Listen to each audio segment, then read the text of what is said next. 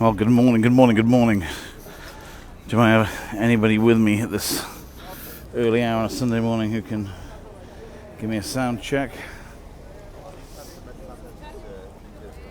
Oh, I have one person here. Excellent news. Had a sound confirmation.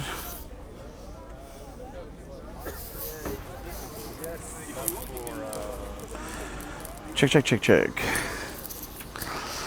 Anybody?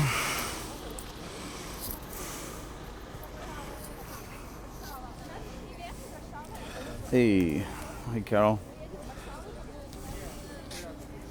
Anyone give me a sound check before I kick off? Okay, looking good. Oh, perfect. Great. Okay, guys. Well, first and foremost, apologies for no live last night. I really struggled with Wi-Fi connectivity. So apologies for that. So I'll try and give you a bit of an update. There's a lot to kind of cram in. So yeah, here goes. So yesterday was quite a quiet day at the border, really. Things are dribs and drabs, really. And it was a bit frustrating. A lot of volunteer changeover. So things that were running smooth as silk suddenly hasn't got a clue what they're doing. So thank goodness it was a quiet day, really. I think I told you the day before yesterday that we were fortunate enough to have been offered a space as an office space. So that's fine. That's now been cleared out. So we should be hopefully getting in there today. What else? In addition, we've been given a space that we can use to create some makeshift accommodation for volunteers to stay in. So the plan today was actually to go down to the hardware store and buy all the wood we need to make bunk beds, and just get the volunteers on making the beds. But it's a Sunday, so that's scuppered a big chunk of today's planning because everything's closed. Let's go with a coffee.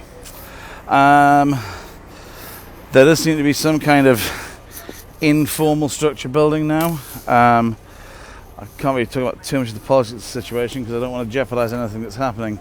But needless to say, another freelance volunteer seems to be floating in the position of sort of overall camp manager. They've been instrumental in doing things privately that are being tied up in bureaucracy and red tape. So while someone was talking about it, they picked up a industrial generator and wired the entire site. They brought in sort of fencing controls, like steel fencing and stuff, so we can just manage queues and things a little bit better. So we were talking yesterday, and specifically talking about communications, and so he was saying that, yes, he has, and all of his money is privately funded as well, although he seems to have a bigger reach than me. That's not a complaint, by the way, anybody. It's just saying, and so he's kind of concentrating on the big stuff. And he said he really wants some. Obviously, we both said we were really desperate to have enough radios that were all in the same space and place that people could use them. I'm just going to flick the camera. Not really about creating media from other people's suffering, but it's a reality. So the guys that you're seeing behind me, there's a humanitarian group actually based in the US who are, let's say, not quite as pro-China as the Chinese would like them to be. So it's a Chinese-American group whose name I've forgotten, but I'll wander over when these guys have meandered through. And so they've come in, they've put in these massive tents I showed you the other night, and their focus is very much on women and children. And they're also moving them privately with charter buses that they're bringing in. Their operation is enormous. It's impressive. And they've got people security on the tents and all sorts of stuff, so that's really good. I'm going to flip this back and shout loudly if I lose my comms. I really hope I don't. Okay, let's hope it's still working. So back to the radios. So he was like, I could lose a lot of money very quickly spending small amounts of cash on little things, even if they're really important, when there are big things that are really important. So I said to him, well, what are you talking about? And he said about £500 for actually he didn't. He said about £200 for 20 professional radios for a month. And I said, well, on the understanding, that's the buses leaving, the old blue lights. I'm not going to flick this camera again because I'm going to just catch it behind me. These are the border force guys, and so their operation is really slick. They blast out of here, blue lights and sirens blaring, and just get them into town as quick as they can and straight back, wrong side of the road, just dodging all the traffic that's around here. So I said, on the understanding that he understood it wasn't a long-term commitment, and that he was signing the contract. We have donated £500 to him, and hopefully later today we'll have 40 professional radios on site for a month at least to be distributed among the various voluntary sectors that are here, even if it's a centralised point or key players, so we can all keep in touch. So that was all yesterday. A guy bought me 3 laptops. I was intending to go down today and get a printer and all sorts of stuff, but clearly the shops are closed, so that's going to have to be tomorrow now. So we'll try and just do as much prep as we can for that. Just finding random people everywhere through Facebook. Random lady this morning picked up a Facebook post. I'm here, I can't come there. I can do English, Polish, I'm ICT. What can I do? I said, well, I said, are you familiar with Google Forms? Might you be able to help us in creating a registration form for all the volunteers?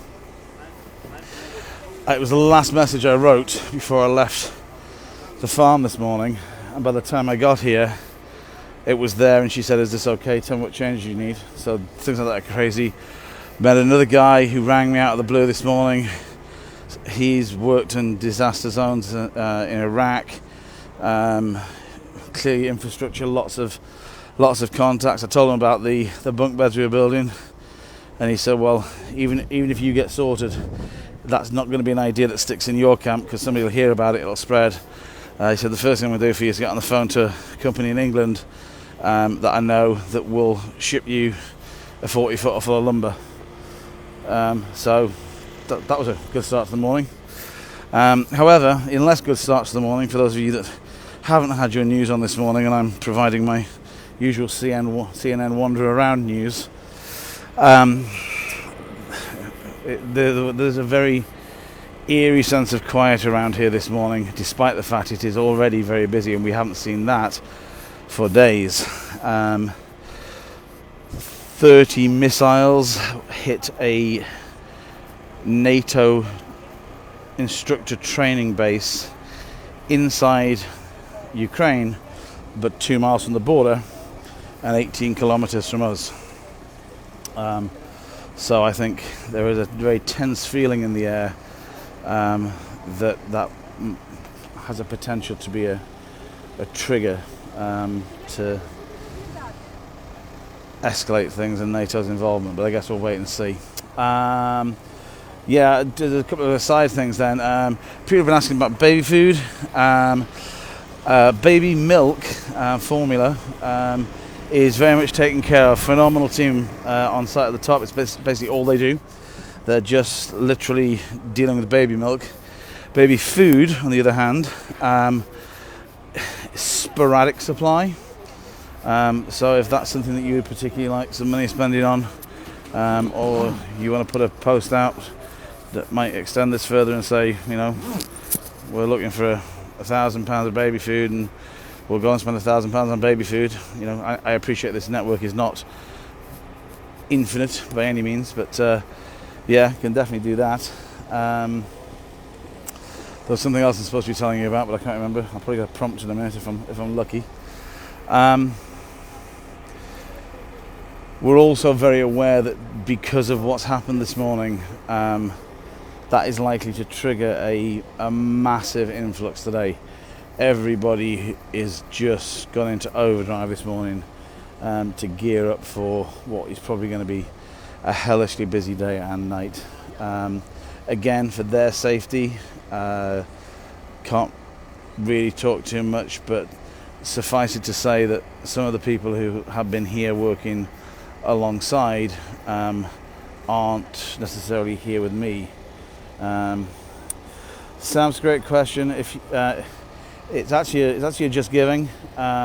If you are comfortable with that, then if you connect with Sally, and she will give you a PayPal account. That way, the maximum amount of money comes in, because obviously there's a fee with Just Giving. But if you feel more comfortable, then clearly money's money, even if it's minus whatever it is, 4 or 8%. But direct is definitely best because it maximizes everything. So yeah, I think we're in for a pretty hectic and crazy day. So I will. Yes, there we go. There's some people asking about what's the situation with masks and volunteering. Clearly, that's a very personal decision. I'm going to do one last flip and then end it there in case I run out of luck with the audio. But when I arrived here, I don't know when I got here, whenever that was, I would say there were about 5% of the people wearing masks. In town and across Poland, there's still an expectation that it's full mask mandate everywhere. It's also very apparent here, and initially some of the refugees were coming through with masks. That's totally gone. And it's very apparent here that COVID has become last week's problem, even though we all know that's not a reality. The people that you see wearing masks generally here now are the ones who've just arrived wearing pristine white FFP3s that almost certainly before the end of the day will have disappeared. And the odd person of Asian heritage, just quite big in their culture anyway. So thank you, Sam, I appreciate that. I